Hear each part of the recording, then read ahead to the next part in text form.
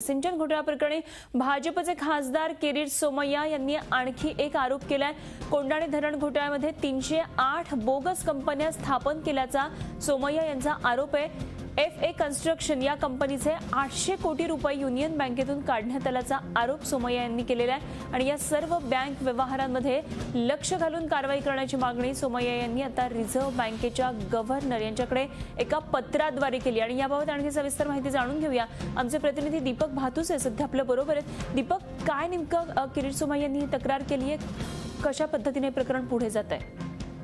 अनुभव प्रामुख्याने सिंचन घोटाळा प्रकरणी किरीट सोमय्यांनी यापूर्वी सुद्धा अँटी करप्शन ब्युरोकडे तक्रार केली होती आणि त्या प्रकरणी आपल्याला माहिती आहे चौकशी सुरू आहे आणि याच घोटाळा प्रकरणी आणखीन एक नवा गौप्यस्फोट म्हणावा लागेल ज्याला किरीट सोमय्यांनी केलाय।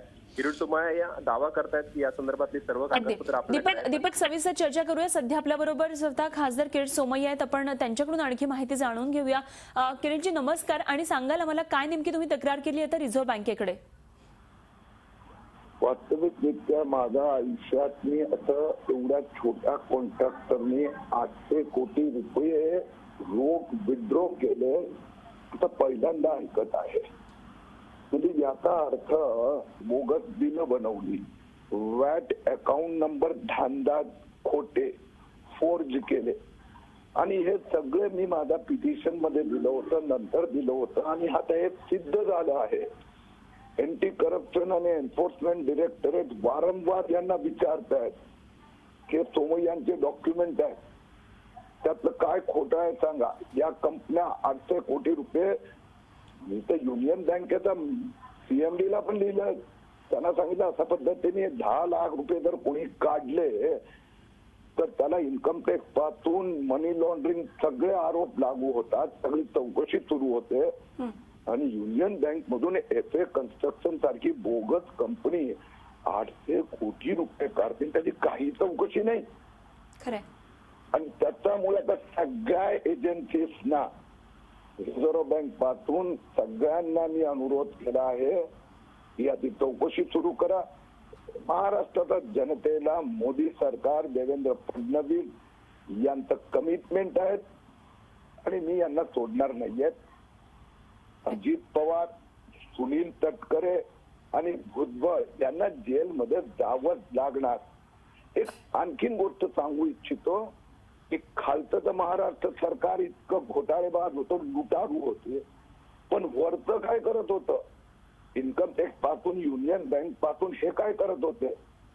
खाली पवार आणि वर पवार, खाली अजित पवार वर शरद पवार, मधात लुटली आहे।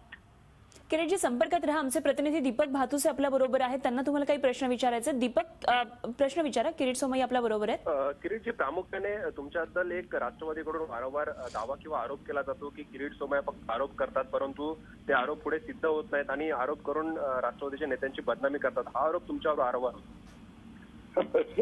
म्हणजे जर मी आरोप करत असतो तर 6 तास अजित पवार बसले असते का?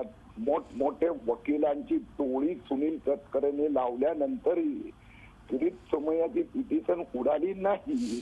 शेवटी सरकारला परमिशन त्यांच्या विरोधात चौकशीची द्यावी लागली, कोर्टाने पण आदेश द्यावे लागले आणि कोर्टात या सगळ्या एजन्सीने सांगितलं आता आम्ही चौकशी सुरू केली आहे।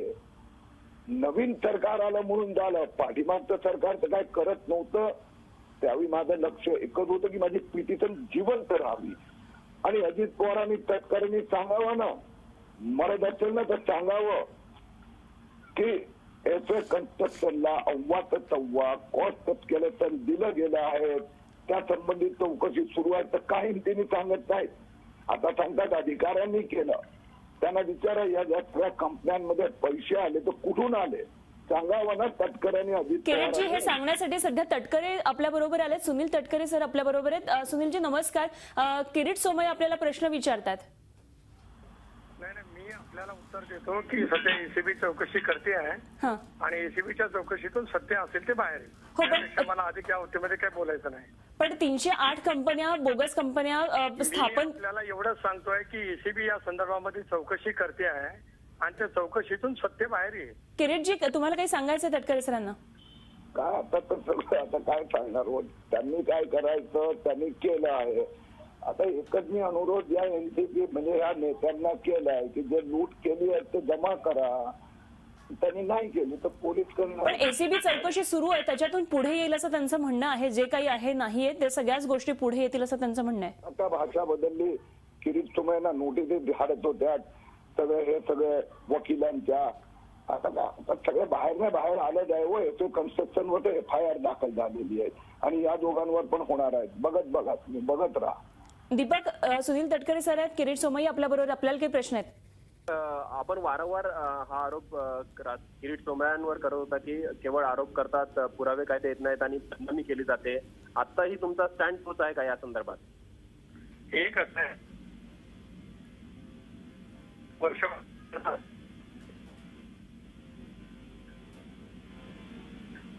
मी कधीच कोणावरती आरोप केले नाही.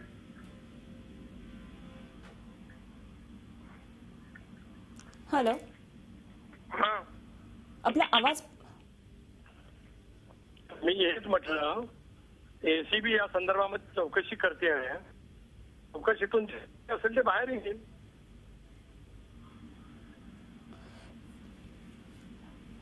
तटकरे सरांचा आवाज आपल्यापर्यंत पोहोचत नाहीये. किरीटजी, काय आता याच्या पुढे रिझर्व्ह बँक कशा पद्धतीने पुढे काही पावलं कशा पद्धतीने उचलेल, काय वाटतंय तुम्हाला? VAT commissioner Rajiv Jalota, enforcement डिरेक्टरेटची परवा मी भेट घेतली होती. त्याचबरोबर reserve bank governor, union bank, income tax department या सगळ्यांना आता मैदानात उतरावं लागणार आहे. मी त्यांना अनुरोध केला आहे. सोमवारी दिल्लीला जाऊन या सगळ्यांची प्रत्यक्ष भेट पण घेणार आहेत. फोनवर पण माझी चर्चा सुरू आहे. एसीबीला आणि मी मुख्यमंत्र्यांशी बोललो आहे. मुख्यमंत्र्यांना मी आग्रह केला, अर्थात मुख्यमंत्री चौकशीत मध्ये पडत नाही, पण अँटी करप्शन कडे मी परवा गेलो होतो. मुख्य दोन्ही अधिकाऱ्यांची अँटी करप्शनचे एडिशनल म्हणजे डीजी आणि एडिशनल डीजी दोघांची भेट घेतली. त्यांच्याशी या विषयात चर्चा केली आणि मी त्यांना आग्रह केला की या सगळ्या सेंट्रल गव्हर्नमेंटच्या एजन्सींना पण तुम्ही इन्व्हॉल्व्ह करा.